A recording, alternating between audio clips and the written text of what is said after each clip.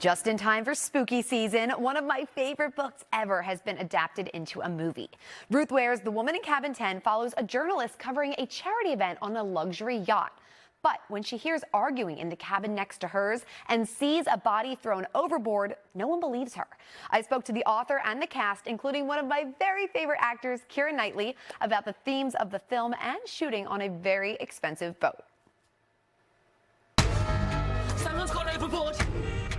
Who did you see? It's the woman next door, the woman from the cabin there. I was backing in, I turned around and... Never a guest staying in here, Miss Blackwell. The Woman in Cabin 10, I read it maybe in like 2017. It's the only book I've ever pulled an all-nighter before work because I had to finish it and find out what happened. That has made me so happy. Thank you so much for telling me that. Keira, something I've always admired is the way that you speak up for women and how we have to work that much harder and be that much more polished and prepared just to be taken seriously. Lo knows what she saw, and we, the viewers, also know what she saw because we see it ourselves. She's still not believed. What did it feel like to play a character dealing with such a relatable feeling to so many of us? I mean, I think it's everybody's nightmare. Whether you're a man or a woman, standing in a room knowing that you're telling the truth and nobody believes you. And not only do they not believe you, they're either saying that you're lying or you're insane. I think what's fascinating about Lo is that she goes, no, this is the truth. This is what I saw. And she's like a dog with a bone, kind of going, I am going to get to the bottom of this. Now, you've been releasing thriller novels, one a year for the past 10 years. And this is the first time one of them has made it fully to the big screen. What was it like sitting there and watching it, the final product, for the first time? Crazy.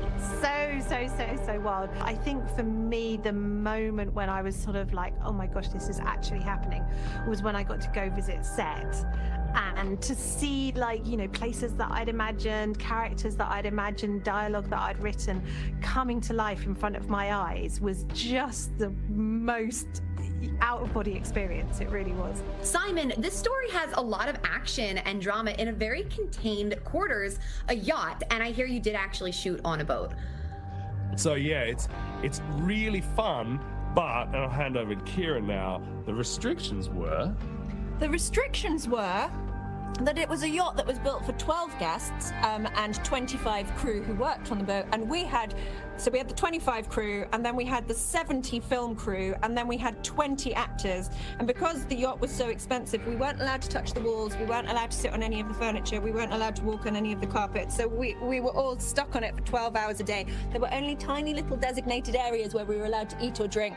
We were all kind of crammed in like this the entire time. There were pieces of art that were like, I was like, oh, I've seen pieces of art by that person in the Met, etc. You know, like you just kind of go, whoa. Yeah.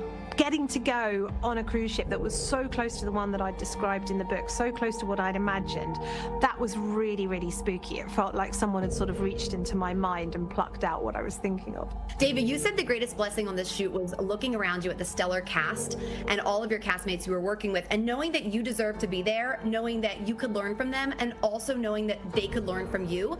And you guys both have so much experience at this point, but I always think it's interesting learning something new that actors have taken away from a project. Not to do films on boats. Yeah, or actually, Guy, maybe I'm better at coping with motion sickness than you thought. Oh, ye of little faith. Do you get motion sick and it was actually shot on the boat? Yeah, and I made a conscious decision to not speak to anyone about it, because I thought if I haven't spoken to anyone about it, it doesn't exist. Well, funnily enough, I did a film a couple of years before where I was on a big boat a couple of times, but it was much rougher, and it really was the horrible experience of motion sickness.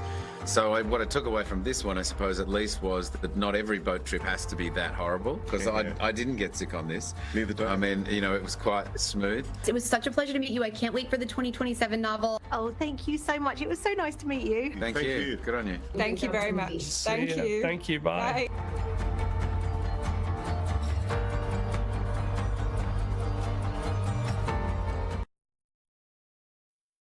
Streaming now on Netflix, and over the summer, Ruth Ware released a sequel to the novel called The Woman in Suite 11, a new thriller that follows Lo Blacklock again, this time as she tries to cover the opening of a luxury hotel in Switzerland. Of course, she ends up tangled in a dangerous mystery that takes her all across Europe. It's available wherever books are sold or through your library.